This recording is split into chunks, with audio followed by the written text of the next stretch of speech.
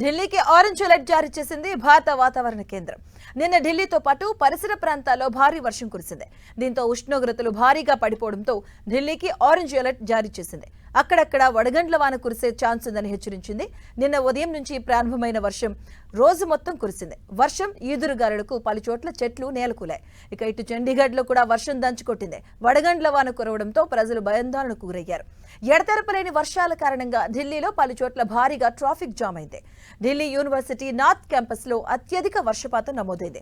ఉత్తరాఖండ్, హిమాచల్ ప్రదేశ్, హర్యానా, చండీగఢ్, ఢిల్లీ, పశ్చిమ ఉత్తరప్రదేశ్, తూర్పు రాజస్థాన్, పశ్చిమ మధ్యప్రదేశ్లో భారీగా వర్షాలు కురిసే అవకాశం ఉంది.